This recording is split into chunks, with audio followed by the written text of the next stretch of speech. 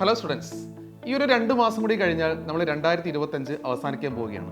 എത്ര പെട്ടെന്നാണ് നമ്മുടെ ഒരു ഇയർ മുന്നോട്ട് പോയത്. നിങ്ങൾക്കറിയാം, 2026 തുടങ്ങിക്കഴിഞ്ഞാൽ 2026 മാർച്ച് മാസം നിങ്ങളുടെ പബ്ലിക് എക്സാം സ്റ്റാർട്ട് ചെയ്യുകയാണ്. അപ്പോൾ കറക്റ്റ് ഒരു 4 മാസം കൊണ്ട് തന്നെ നിങ്ങളൊരു പബ്ലിക് എക്സാം എഴുതുന്ന കുട്ടികളായിട്ട് മാറാൻ പോവുകയാണ്. ഒരു പബ്ലിക് എക്സാമിനേഷൻ എന്ന് പറഞ്ഞാൽ അതിൻ്റെ കൂടെ തന്നെ നിങ്ങൾ പ്രാക്ടിക്കൽ എക്സാമിനേഷൻ കൂടി എഴുതേണ്ട കുട്ടികളാണ് അല്ലേ. പ്രാക്ടിക്കൽ എക്സാമിനേഷൻ നമുക്ക് അക്കൗണ്ടൻസിക്ക് ഉണ്ട്, അതുപോലെ തന്നെ കമ്പ്യൂട്ടർ ആപ്ലിക്കേഷൻ പ്രാക്ടിക്കൽ വരുന്നുണ്ട്, മാത്സിന് പ്രാക്ടിക്കൽ വരുന്നുണ്ട്. അതും നമ്മുടെ പബ്ലിക് എക്സാമിൻ്റെ ഭാഗമാണല്ലോ. കൂടാതെ നമുക്കറിയാം, +2 കുട്ടികൾക്ക് മുഴുവനായിട്ടും മെജോറിറ്റി കുട്ടികളും എന്ത് എഴുതുന്നുണ്ട്, ഇംപ്രൂവ്മെന്റ് എക്സാമിനേഷൻ അറ്റൻഡ് ചെയ്യുന്നുണ്ട്. 3 സബ്ജക്ട് നമ്മൾ ഇംപ്രൂവ് ചെയ്യുന്നു.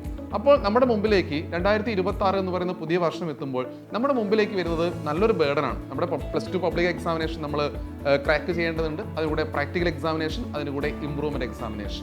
അപ്പോൾ നമ്മൾ എപ്പോഴാണ് പഠിച്ചു തുടങ്ങേണ്ടത്? നമുക്കറിയാം, ഇംപ്രൂവ്മെന്റ് എക്സാമിനേഷൻ വരുന്നു, പ്രാക്ടിക്കൽ എക്സാമിനേഷൻ വരുന്നു, പബ്ലിക് എക്സാമിനേഷൻ വരുന്നു.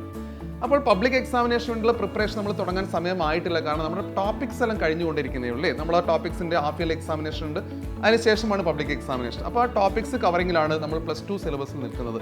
പ്രാക്ടിക്കൽ എക്സാമിനേഷൻ സമയമായിട്ടില്ല, ആ സമയത്ത് മാത്രമേ പ്രാക്ടിക്കൽ എക്സാം നടക്കുന്നുള്ളൂ. കാരണം നമ്മുടെ അതിൻ്റെ റെക്കോർഡ് വർക്കുകൾ ചെയ്യേണ്ടതുണ്ട്. പക്ഷേ നിങ്ങൾക്ക് ചെയ്യാൻ പറ്റുന്ന ഏറ്റവും പ്രധാനപ്പെട്ട കാര്യം എന്ന് പറയുന്നത് ഇംപ്രൂവ്മെന്റ് എക്സാമിനേഷന് വേണ്ടി തയ്യാറെടുപ്പ് നമുക്ക് ഇപ്പോഴേ സ്റ്റാർട്ട് ചെയ്യാം. അതായത് കണ്ടിന്യൂസ് ആയിട്ട് പഠിക്കണം. അതായത് ഇംപ്രൂവ്മെന്റ് എക്സാമിനേഷന് തലേ ദിവസം മാത്രം നോക്കി പോകുന്ന അവസ്ഥ വേണ്ട. നമുക്ക് ഇപ്പോഴേ ഇംപ്രൂവ്മെന്റ് എക്സാമിനേഷൻ സ്റ്റാർട്ട് ചെയ്യാം. അതിനുള്ള സമയമായിട്ടുണ്ട്. അത് പറയാൻ വേണ്ടിയാണ് സാർ ഇന്ന് വന്നിരിക്കുന്നത്. സോ ഇംപ്രൂവ്മെന്റ് എക്സാമിനേഷനൊക്കെ 3 സബ്ജക്ട് ഉണ്ടെങ്കിൽ പെർ ഡേ ഓരോ ദിവസവും നിങ്ങളൊരു 30 മിനിറ്റ്സ് മാത്രം മാറ്റി വെച്ചാൽ മതി. ഇംപ്രൂവ്മെന്റ് എക്സാമിനേഷൻ നിങ്ങൾക്ക് കളറാക്കാം. കാരണം 30 മിനിറ്റ്സിൽ അക്കൗണ്ടൻസി ആണെങ്കിൽ നിങ്ങൾക്ക് 30 മിനിറ്റ്സ് എല്ലാ ദിവസവും പ്രിപ്പയർ ചെയ്യുന്നു. കാരണം നിങ്ങൾ ഓൾറെഡി പഠിച്ചാണല്ലോ +1. അല്ലെങ്കിൽ നിങ്ങൾ എക്കണോമിക്സ് ചെയ്യുന്നുണ്ടാവാം, അല്ലെങ്കിൽ ഏതെങ്കിലും ഓപ്ഷണൽ സബ്ജക്റ്റ് ആയ മാത്സ് ആയിരിക്കാം, കമ്പ്യൂട്ടർ ആപ്ലിക്കേഷൻ ആയിരിക്കാം, ഏത് സബ്ജക്റ്റും ആയിക്കോട്ടെ, കൃത്യമായൊരു ടൈം ടേബിൾ പ്ലാൻ ചെയ്ത് ഇംപ്രൂവ്മെന്റിലേക്ക് പോവേണ്ട സമയമായിട്ടുണ്ട്.